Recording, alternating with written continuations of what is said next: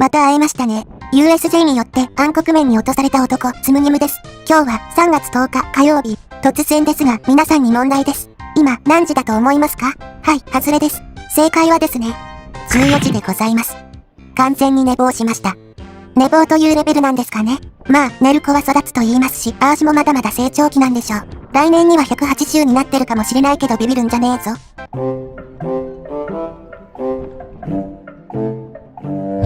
さてさて、ここは気持ちを切り替えて、むしろこのチャンネルではあまり夜のパークを紹介する機会がなかったので、これは良いチャンスかもしれません。今回の動画では午後の USJ の様子を紹介しましょう。ところで、もう通り過ぎましたが、シティウォークでは現在、ウィキッドのフォトスポットなんかがあります。なんか USJ もそうですが、あらゆるスポットでアカデミー賞を総なめする前提で進んでたと思われる企画多いですよね。そういえば USJ にも昔、ランドオブオズってエリアがあったな。開催期間は今のところ未定らしいです。ではでは、パークに早く向かいましょう。今更急いだってどうしようもないかもですが、日本の任天堂エリアは入場整理券がないと入られませんが、これは午前中には枯渇することも多いです。最近は無視で入られる日も増えていますけどね。今日は平日ですがどうでしょうか。あ、そうそう、驚きのニュースが入ってきましたね。話の段取りがぐちゃぐちゃですみません。なんと、ワンダーランド内のセサミストリートエリアが5月10日をもってクローズするらしいです。うわー急やな。いつも発表ギリギリだねここ。ということはワンダーランドって半分くらいが消滅するってことっすか？しかも、セサミストリートのエリアって多くのアトラクションがあるので、ここがなくなると USJ が保有するアトラクションも大幅に減ることになります。何気に USJ にあるアトラクションで一番テーマが多いのってダントツでセサミなんですよね。キッズは涙目でしょう。それに、スケートボードなどは大人でも結構楽しかったですけどね。このあたりは後ほど紹介します。ゲートはすっかり25周年仕様になっていますね。個人的には派手すぎつ地味すぎつ好きです。14時05分めちゃくちゃスムーズに保安検査終了。この時間からやってくる人なんてたかが知れてますからね。一応補足すると、その分、ゲートの数も少なくなっているため、電車到着後のラッシュだとかにぶつかると、少ないゲストに長蛇の列という現象も起きます。入場ゲートはもはや誰も並んではいません。サクッと入場したいですが、先にうんこにでも行きましょうか。ということで14時10分インパしました。本日の開演時間は8時55分。公式の開演時間は9時なので5分フライング。へえ、そうなんや。昔は1時間フライングして当たり前でしたけどね。最近は時間きっちりが多いです。つまんないや。任天堂の整理券は14時から15時の案内でした。あれ、これって取る意味あるのかな？そうなんです。USJ ではたまに現在時刻と変わらない整理券というものが配布される場合もあります。おそらく今はそこまで混雑しておらず、形式的に配っているということでしょう。なので、取り放題ですね。ですが、今すぐ入場したいわけではないので、とりあえず後回しにしましょう。さてさて、最近のパークの混雑度ですが、妙な現象が発生していまして、なぜか平日の方が混んでいるというアトラクションが多いんですよね。理由は謎ですが、USJ ではまあたまに起きる現象です。全体としては強いて言えば混んできてはいますが、別に特筆するほどのことでもないです。ただ、新しいパレードも始まったり、パークは活気が出ているため、待ち時間が極端に多いアトラクションもあります。任天堂エリアはその典型例です。ただこのエリアは入場者数をコントロールしているため、混雑度は常に一定。いや、常に地獄とでも言うべきでしょうか。平日だろうが休日だろうが、ずっと同じ水準で混んでます。休日に来て思ったより空いてるねとなることはないですが、逆に平日に来ても土曜日と変わらないじゃんとなる。そんなコミカス混雑度のエリアです。ではパークを回っていきますが、先にちょっと寄り道。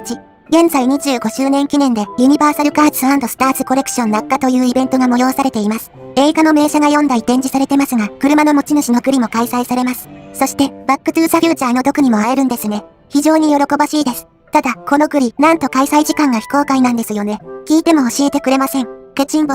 ですが、ある傾向もあるため、とりあえず様子を見に行きましょう。はい、こちらが開催場所です。いやー非常に壮観ですね。特に USJ が今年新しく購入したブルースモービルは映画同様1974年製ダッチモナコで世界的にも珍しい車となっております。元から保有していたわけではなく今年買ったというのが面白いですね。3月27日からはブルースブラザースの栗もスタートします。とりあえずデジタルバッジをゲットしましょう。では毒はいるでしょうかね。いやまだ現れないみたいです。残念。今、アーシがなぜそう判断したのかというと、デロリアンの前にあるここを見てですね。今は何も置かれていませんが、グリーティング開催の20分前には、ここに規制シートが置かれます。逆に言えば、シートがあれば、20分ほどで毒は現れるということです。なのでまだ現れないようです。しかしこの20分という数字も非常に曖昧で、調べたところ、25分の時もあれば、15分の時もあります。おそらく、そろそろ毒のグリの時間だとなれば、クルーが設置しに来るというアバウトな運用みたいです。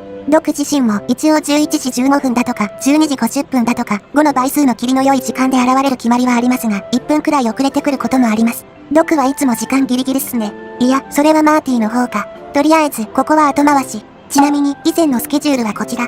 日によって違うため、当てになりませんが、少なくとも15時45分に現れた例があるので、今日もそれに期待しましょう。さてさて、それでは、午後のセットライトの様子でも見に行きましょう。任天堂の整理券は相変わらず状況は同じでした。もう少し泳がせましょう。ところで、話は変わりますが、USJ で昔、セーラームーンの 4D がやってましたよね。あれがハリウッドで上映されるらしいです。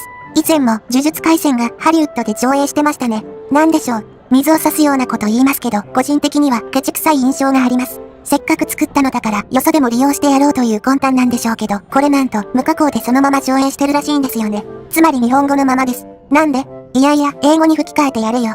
もったいない精神でやってるから、追加投資はしたくないってか？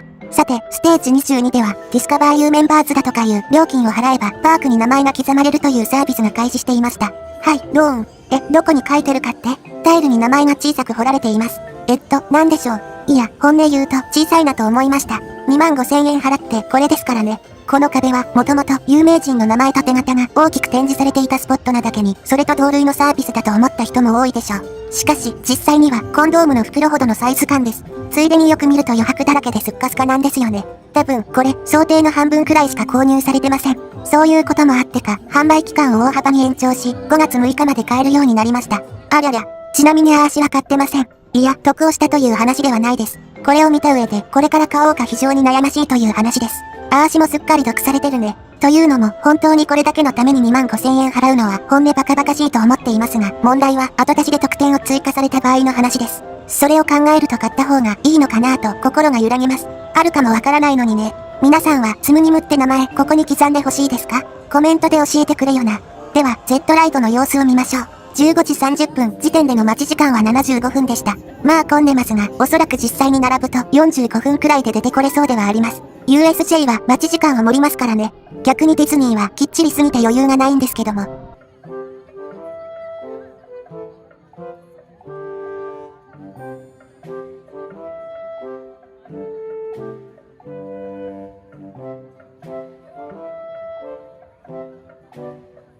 お迎えのスタチオスターズレストランはリニューアル工事が完了しました。完了してるのかこれ。一応レストランは営業していますが、その多くが万能版で囲われています。よく見ると映画のポスターがずらりと並んでます。USJ にしては珍しい。というのも、このレストランは一応映画スタジオ内のカフェというテーマであるため、このような装飾がされているのだと思います。映画のラインナップはパークに馴染みのあるものや超有名どころはもちろん、最近の人は知らないようなマイナー作品など色々あります。個人的に驚いたのがこれ。1974年公開の映画、大地震。公開当時は体を揺らすような大音響のスピーカーが話題になった映画だとか。まあそんなことはどうでもよくて、実はこの作品、米国ではアトラクション化されてるんですよね。地下鉄のライドに乗って地震を体験するというものです。しかし、USJ では開業前に阪神淡路大震災があったせいで導入が見送られたとかいう噂があります。本当かは不明ですが、いずれにせよ日本にはありません。個人的にはできて欲しかったですがね。バックドラフトがなくなった今、この映画と USJ は一生無縁だと思っていたので非常に嬉しいです。PXQ チームの遊び心でしょうかね。ちなみに USJ 社の工事申請によると、ここの作業は増築とのことでレストランが拡張されるみたいですが、詳細は不明。屋内スペースが広がるのはありがたいですね。スペースファンタジーステーションも25周年仕様になっていました。いつも思うのですが、このショップって売り上げに貢献できてるのでしょうかね。店内はパレード関連のグッズがメインで、とりわけポケモンが多いです。あ、この風船に吊るされてるピカチュウは女の子なんすね。さて15時40分。そろそろ毒が来るかもしれないので戻りましょう。野生の勘ってやつです。ほらね、シートが敷いてあります。もうすぐ来るというサインですね。なんとなく空気を察したのか、他のゲストも集まってきました。ちなみに、バックトゥーザフューチャーのサントラも流れていますが、別にこれは毒が出るサインだとかではないです。単純にここに並んでる車関連の4作品のサントラがループ再生されているだけっすね。15時55分、ついに毒がやってきました。いやー本当に久しぶり。10年ぶりの再開っす。かつて世界3カ所にあったアトラクションですが、すべてクローズ。しかし、ハリウッドやオーランドでは、その後もグリーティングが継続されたものの、日本だけは、堅くなに復帰を拒みました。この後ろにある、デロリアンなんて、10年ぶりの登場ですからね。嬉しい反面、10年間も試走するなんて、非常にもったいないと、すら思いました。今のオーナーさんには申し訳ないですが、デロリアンを1台オークションに出品してしまったのも、今を思えば残念です。売り上げは、パーキンソン病関連の期間に全額寄付されましたけどね。では、久しぶりに毒にも会えたことなので、引き続き回りましょう。続いては、ニューヨークエリアの様子を見に行きましょう。ここのエリアも、最近、新しい動きがあったそうで、そうそう、ここで一つ皆さんにお知らせ。名探偵コナン 4D の待ち時間を見ると、一つだけ異常に突出している時間帯があります。ビンビンで草。これは一体何かという話ですが、これはパレードとの兼ね合いですね。実は、パレードの開催時刻にはコナン 4D のショーは開始しません。なぜなら、パレードの時間とダブルと体験を終えたゲストとパレードの鑑賞客で道がごった返すからです。もちろん、並ぶことはできますが、それは開催しないショーをただ数倍の時間待っているだけに過ぎません。その時間がこの突出した部分なわけです。この時間帯にコナン 4D を体験するのはよした方が良さそうです。ニューヨークエリアの工事は相変わらず終わってません。そういえば結局、ポケモンデーだとかいう日に発表はなかったですね。USJ は発表がギリギリになりがちとはいえ、こうなるとしばらく速報はないかも。そもそも USJ がここまで隠す理由もわからないですけどね。同業他社にはとっくにバレてるでしょうに。で、そんなニューヨークエリアですが、囲いがさらに広がりました。やっとパレスシアターも囲いましたか。先日からここの看板などが撤去され始めたので工事が始まる気はしていましたけどね。そしてパレードの鑑賞エリアはますます減りました。道路で見ることは禁止されているため歩道で見ろとのこと。歩道なんてどこにもないのですが。でもおそらく万能板を設置する時期をずらしたのには理由があると思います。おそらくパレスシアター周辺の工事は比較的軽微なのでしょう。だから後回しにしたと。そうなるともうそろそろ完成しそうですけどね。ちなみに路地裏でも大規模な工事が始まっていましたが、これはあっという間に終わっていました。どうやら下り坂をフラットにしただけっぽいです。ここってそんなに危険だったかな。上層階まで囲っていた理由は結局何だったんだろう。そんな大規模な工事をしたようにも見えませんけども。さてさて、引き続きパークを回ります。そういえば、セサミエリアがなくなるせいでここがポケモンになるとの見方をする人もいますが、さすがにそれはないでしょう。だって、そうなると、これからあと2年以上は、ポケモンエリアとやらは開業しないことになりますし、なら、ニューヨークエリアの工事は何なんだということになりますしね。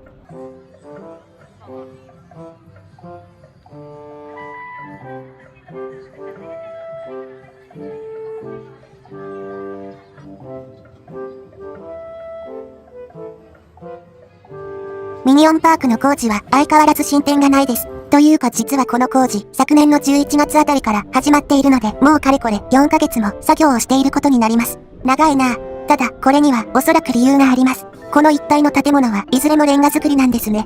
USJ ではよくフェイクの外装だとかを多用していますが、この一帯のレンガはいずれもパネルだとかそういったものではありません。2022年にサンフランシスコのケーブルカー倉庫で大規模な改装をしたことがありました。当時は新アトラクションかなんて言われるほど長期間にわたる工事でしたが、結局はただの補修作業でした。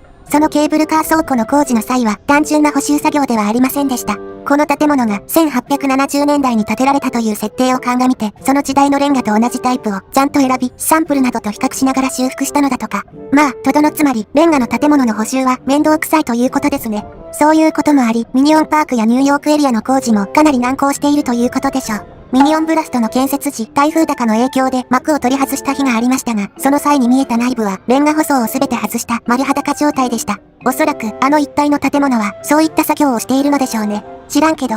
では、任天堂エリアの整理券も取得したので、ジュラシックパークエリアへ。アトラクションの混雑度はどうでしょうね。16時35分時点の待ち時間は、ゴマスリウンチーバードが120分、ジュラパが30分でした。ゴマちゃん混みすぎやろ。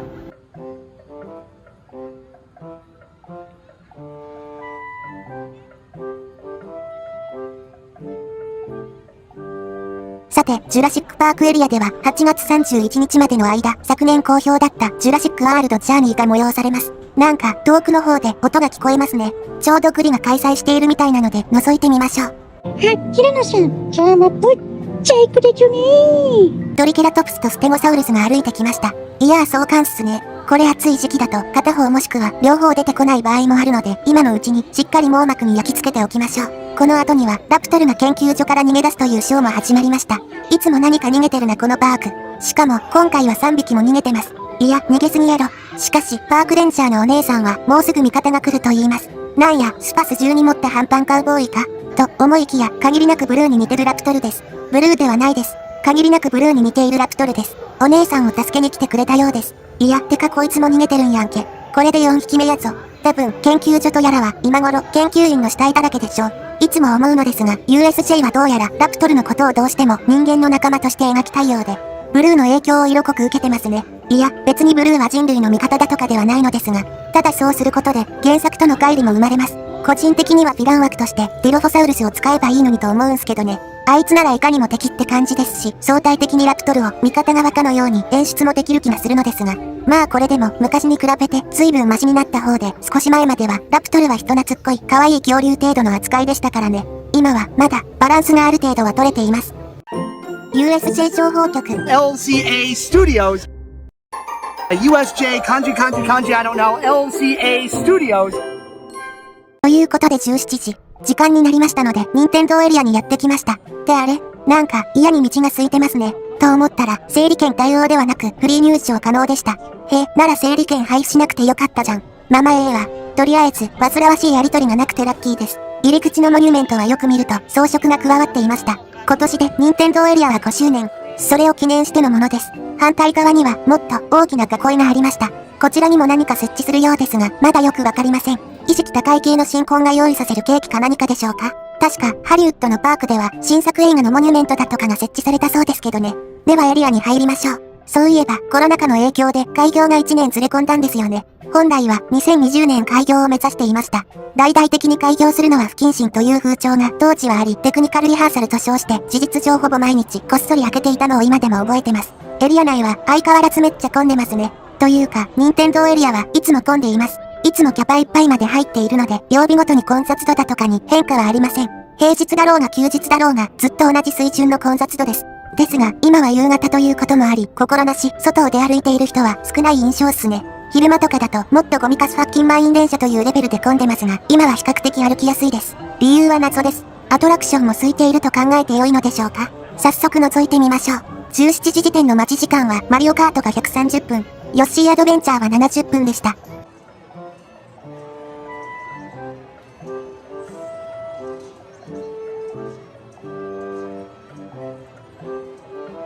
全く可愛げがない数字だぜ。ただ、キノピオカフェはなんと待ち時間0でした。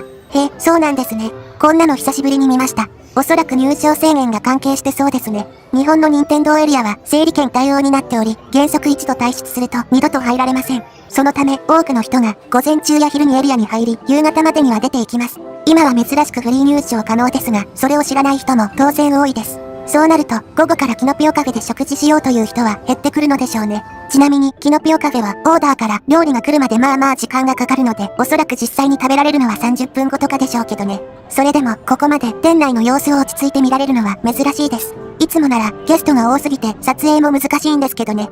では、ドンキーコングエリアに行きましょう。ここのエリアも夕方だからか人通りは少なくなっており、びっくりするくらい開放的です。テクニカルリハーサルの時はこうだったっけ？いつもは人がうじゃうじゃいるせいでちゃんとエリアを見れないというのは非常にもったいない気もしますけどね。まるで一匹も罠にかかっていないゴキブリホイホイみたいで非常にすがすがしい。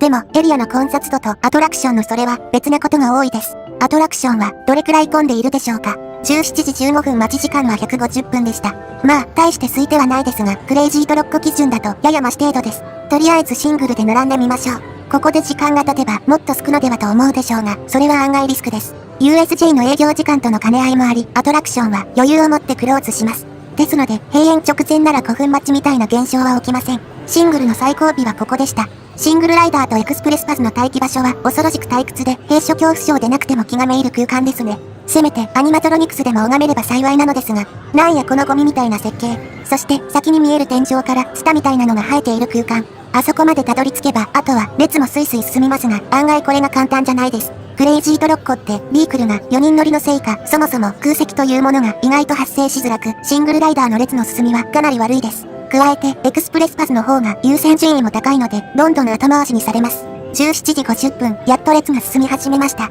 やっと寝られるぜ。ローディングエリアには可愛いトロッコがたくさん流れていきます。あ、そうそう。せっかくなのでチェックインもしておきましょう。バッジはこんな感じでした。何気に開業以来来てないので、ほんと1年ぶりくらいに乗ります。18時05分やっと案内されました。つまりシングルライダーは120分表記で、実際には50分で乗れるということになります。かなり数値持ってましたね。ただ、シングルライダーの待ち時間は本当に当てにならないので、運が悪いと本当に120分待たされるという場合もあります。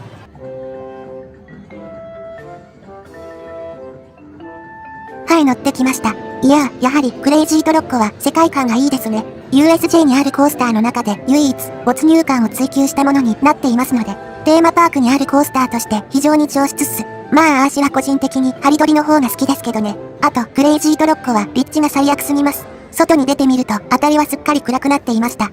夜の任天堂エリアなんて久しぶりに来たな。これに関してはマジで数年ぶりかもしれません。ライトアップされたエリアの姿は昼間とはまた違ったムードで良きです。任天堂エリアはそろそろ受付終了準備に入るので待ち時間が減ってきてます。地上から見るピーチ城は本音かなり小さいのですが、このアングルから撮ると下の階段の部分が石垣に見えて全体として大きく見えるなぁと思います。本日の営業時間は20時までなので残りはあと1時間50分ほどです。もちろんそのギリギリまでアトラクションが営業することはないので注意ですね。夜の任天堂エリアなかなか良かったですね。次は一眼レフを持ってこようかしら。キノピオやんけ。ちょっと太った？いやなんでもない。では、アミティの方をブラブラ。アミティは夜にもかかわらず賑わっていますが、おそらく大半がこれから帰路に着こうかというゲストでしょうね。それにしても、アミティの夜は暗いです。非常にいいですね。USJ はギンギラギンに輝いたエリアもあれば、落ち着いたエリアもあって非常にいいです。実は、アミティの照明って2023年高にリニューアルが入ってるんですよね。言われなきゃわからないというか、言われてもわからない軽微な差ですが、昔より色温度の高い照明になったみたいです。言われてみれば、昔はもっと明るかったっけ？いや、先入観でそう感じるだけかもですが、一応、開園当初のデザイン意図を汲み取った結果だそうで、消費電力が抑えることも目的っぽいです。というか、多分それが主目的なんでしょうけど、いずれにせよ、大阪でニューイングランドのリトルタウンがあるというのは非常に喜ばしいです。それでは、夜のジョーズを久しぶりに乗りましょうかね。ありゃりゃ、リハブ中でしたか。そりゃ3年。メンテナンスの期間は3月29日まで。やや長いですかね。ちなみに、ジョーズのメンテナンスではある珍しいものも見れます。それがこちら。キューラインに飾ってあるマネキンの服が洗濯に出されてるんですね。すっぽんぽんやないかい。この服の洗濯は実は毎回やってるんですね。それって25年間同じ服ってことなんでしょうか？いやいや、さすがに世代交代してるか。いずれにせよ珍しい光景です。先日、ショート動画でも紹介しましたが、ジョーズの水はメンテナンスの間、ラグーンに放流します。ウォーターワールド以外の水はパーク内のを浄水しながら流用してるみたいですね。ちなみに、ジョーズの水の水質はプールの水と公園の噴水の中間だそうです。よくわかりませんが、いずれにせよ飲むのはダメっぽいです。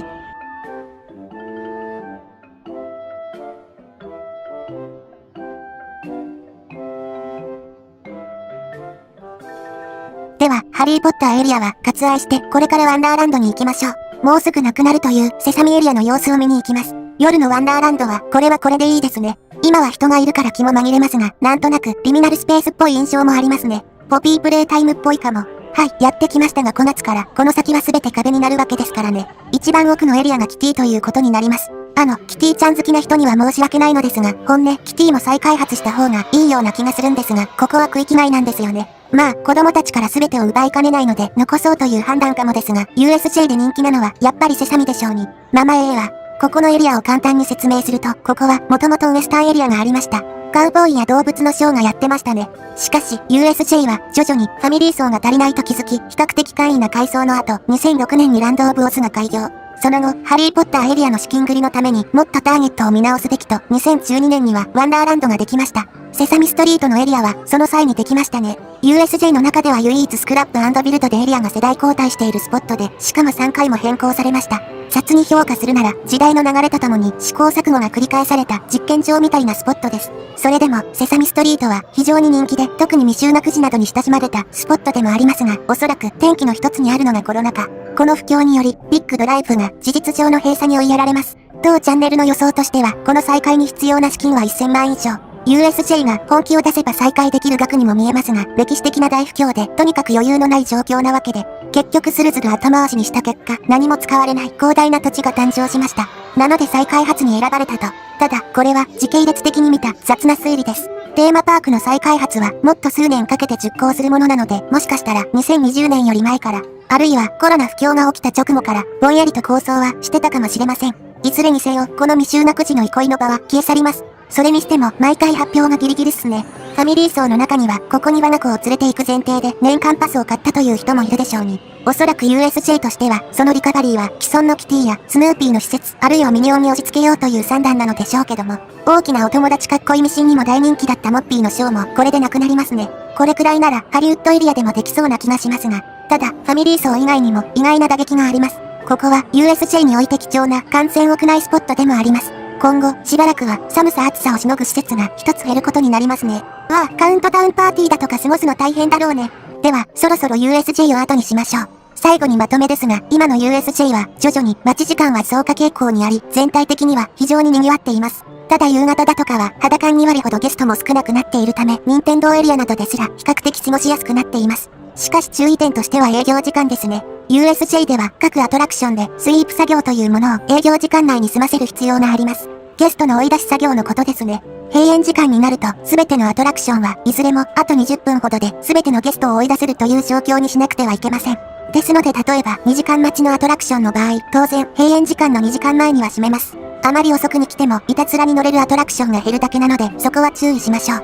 では今回の動画はここまで。また次回にご期待ください。それではさよなら、さよなら、さよなら。